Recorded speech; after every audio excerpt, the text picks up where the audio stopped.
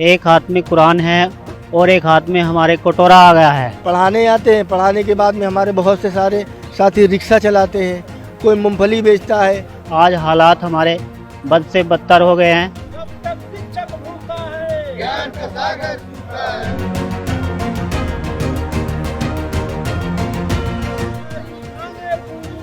चाहे जो मजबूरी हो।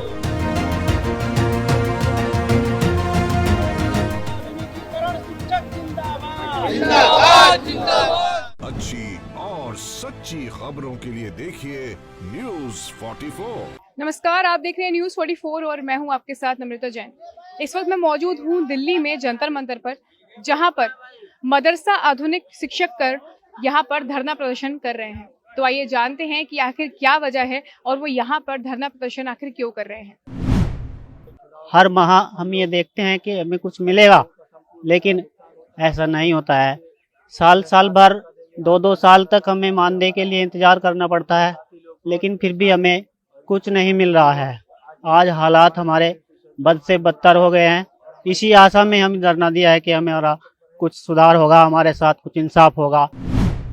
सरकार को चाहिए कि पैसा देना चाहिए, ऐसा नहीं किसी की ज़िंदगी के साथ में खिलवाड़ करना चाहिए। देखिए 25,000 टीचर्स बहुत होते हैं और टीचर्स को आप कह सकते हैं कि जिसे फॉर्मेशन ऑफ नेशन कहा जाए, आज उसकी हालत इतनी बुरी हो जाए तो ये समझने वाली बात है कि देश कहाँ जा रहा है।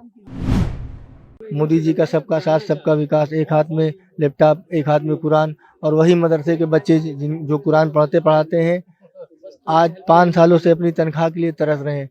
सैकड़ों दर सैकड़ों कईयों मतलब हमारे शिक्षक मर रहे हैं। आज हमको भी बीपी हाई लो सुबह से हो रहा है। 5 साल का बकाया है, बहुत सारे बकाया उधार बेचारे हैं। कर्ज के में डूब चुके हैं और पूरी तरह से हमारे हालात खराब हैं, और यही हालात होते जाते हैं। दिन प्रतिदिन हमारे सामने परेशानी बनती जा रही है।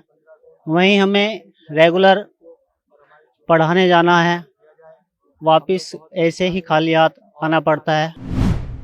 लेकिन आज टीचर इतना बेबस हो गया है कि वो आज यहाँ सड़क पर बैठना पड़ा है। और पूरी यूपी से करीब कोई डिस्ट्रिक्ट ऐसा नहीं है जहाँ से टीचर नहीं आया हो। पहली बात तो ये कि जिनकी इकोनॉमी ऑलरेडी इतनी खराब हो चुकी है कि वो किस तरीके से करें, और वहाँ से आने के लिए आप समझ सकते हैं कि महंगाई का वक्त है, कितना इन्वेस्ट कर करके यहाँ पर आए हैं।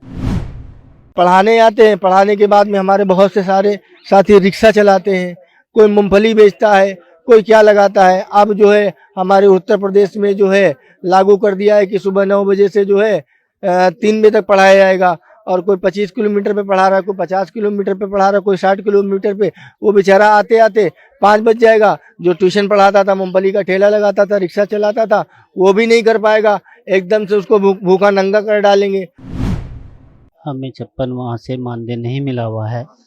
हमारी काफ़ी ज़्यादा परेशानी है और हम भुखमरी की कगार पर आ गए हैं। मोदी जी का सपना था कि एक हाथ में कुरान और एक हाथ में कंप्यूटर होगा, लेकिन यहाँ उल्टा हो गया है। एक हाथ में कुरान है और एक हाथ में हमारे कटोरा आ गया है। सरकार से हमारी तो यही है कि भाई जब आप अपनी गाइडलाइन के अनुसार हमसे काम ले रहे हैं तो आपका इंसाफ यही होगा कि हमें जो हमारा 57 महीने का बाकी एक पैसा है उसको दिलाया जाए। हर तरीके का बच्चा मदरसा में पढ़ने जाता है, चाहे वो हिंदू हो या मुस्लिम। हर तरह के शिक्षक वहाँ पर होते हैं, चाहे वो हिंदू हो या मुस्लिम।